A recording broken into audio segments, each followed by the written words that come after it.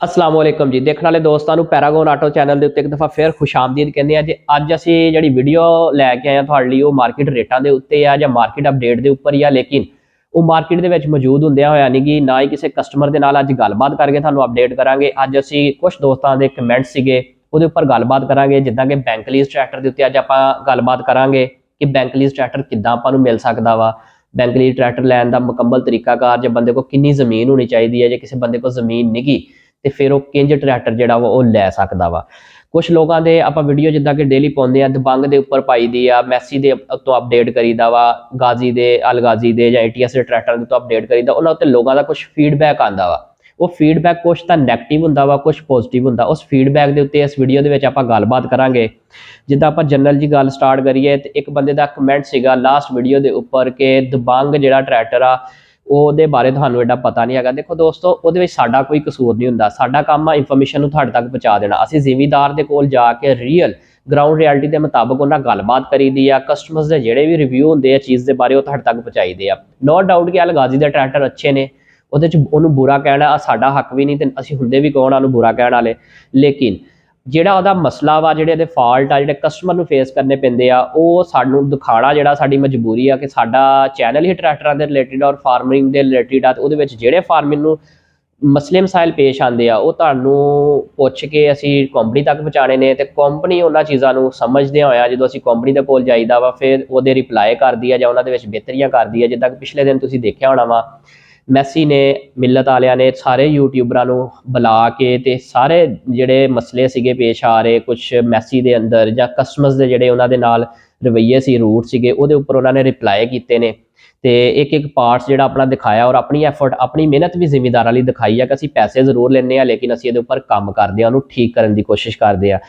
इंज नहीं आ भी साडे जिहड़े ट्रैक्टर चले जाते हैं विक जाते हैं असीं उहदा फीडबैक लैना बंद कर दिंदे आ। साडे फील्ड अफीसर जिहड़े ने वो फील्ड दे विच जांदे ने, मुकम्मल मार्केट की जिहड़ी अपडेट रखते हैं, जिहड़ियां फॉल्ट आते हैं असीं उहनूं फील्ड के अंदर ही ठीक करने की कोशिश करते हैं।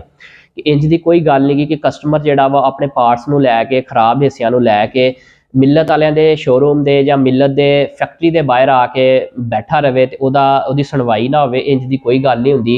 वो सानू सिर्फ एक कॉल कर देवे अपने डीलर हजरात नूं, उहदे तक अपना क्लेम पहुँचा देवे, असीं उहदे नाल टाइम बनाउण तो बाद जिहड़ा वा उत्थे ही पार्ट्स लैके जाने, उहनूं अपडेट कर दिंदे आ उस ट्रैक्टर नूं ताकि वह मसला जिहड़ा जिमीदार दा वो खत्म हो जाए। बाकी जिमीदारां वालों कुछ मामलात पेश आते हैं कि जिमीदारां दा कहना यह आ कि जिहड़े कंपनी दी कहण दीयां गल्लां ने, कंपनी जिहड़ी इस तरह का फीडबैक नहीं दिंदी हैगी।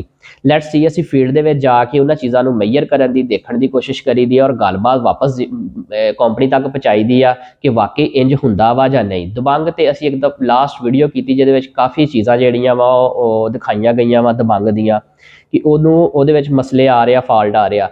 नो डाउट कि जोर के मुकाबले च उहदा कोई सानी नहीं हैगा दबंग दा ना। बाकी हिस्से की गल वो करिए तो हिस्सा भी वह तकरीबन जोड़ा वा काफ़ी मतलब दूसरे ट्रैक्टरों की निस्बत ठीक आ, तुर्की तो इंपोर्ट आ शायद दसन के बकोल अलगाजी वालियां दे, बट वो छोटे छोटे मसले छोटे छोटे फॉल्ट आते हैं जोड़े असीं दिखाते हैं लेकिन सानूं उत्ते नैगेटिव कमेंट फेस करने पैंदे आ। साडा कोई नहीं किरदार हुंदा, असीं जो जिमीदार को जाईदा वो प्लस पॉइंट भी गिनांदा वा, जो प्लस पॉइंट गिनाई दे तद भी सानूं फीडबैक वो इस तरह का नैगेटिव देखने को मिलता वा, जिहदे कि कस्टमर जिहड़ा सानूं कहंदा कि तुसीं इस प्रमोट करते पे हो लेकिन ये चीज़ां ये खूबियां नहीं हैगियां। लिहाजा जिहड़ा कमेंट करन तो पहले चीज़ देखा करो और कमेंट करके सानूं फीडबैक दिंदे रहा करो। ये नहीं कि ना दो लेकिन करन तो पहले थोड़ा सोच लिया करो कि असीं भी सिर्फ तुहाडे तरह मेहनत करते हैं, तुसीं फार्मिंग करते हो, खेतां च रहिंदे हो, परखदे हो, असीं उहदे उपर जाके तुहाडी रहनुमाई करते हैं, उधरों कंपनी की नुमाइंदगी कर रहे होंगे, उधरों असीं फार्मर की जिहड़ी नुमाइंदगी कर रहे होंगे। अगर आप दूसरी गलबात करिए ट्रैक्टर किद्दां मिलदा वा, शॉर्ट जी वीडियो सानूं सारी चीज़ां दे दईए तो ट्रैक्टर जिहड़ा वो HBL बैंक बड़ा ईजी थानूं दे रहा वा। बाद लोगों का कमेंट होंगे कि किहड़ी बैंक तो असीं ट्रैक्टर लै सकते। HBL बैंक जिहड़ा वो थानूं ट्रैक्टर जिहड़ा वा वो लैके दिंदा वा किश्तां दे उत्ते, इंस्टॉलमेंट दे उत्ते ਉਹਨੂੰ ਲੀਜ਼ ਕਰਦਾ ਪਿਆ। अगर ਉਹਦੇ ਵਿੱਚ ਆਪਾਂ ਗੱਲਬਾਤ ਕਰੀਏ ਕਿੰਨਾ ਰਕਬਾ ਕਿੰਨੀ ਜ਼ਮੀਨ ਤੁਹਾਡੇ ਕੋਲ ਹੋਣੀ ਚਾਹੀਦੀ ਆ, 12 ਏਕੜ 12.5 ਏਕੜ ਦਾ ਤੁਹਾਡੇ ਨਾਮ ਖਸਰਾ ਗਰਦੋਰੀ ਜਿਹੜੀ ਆ ਉਹ ਹੋਣੀ ਚਾਹੀਦੀ ਆ।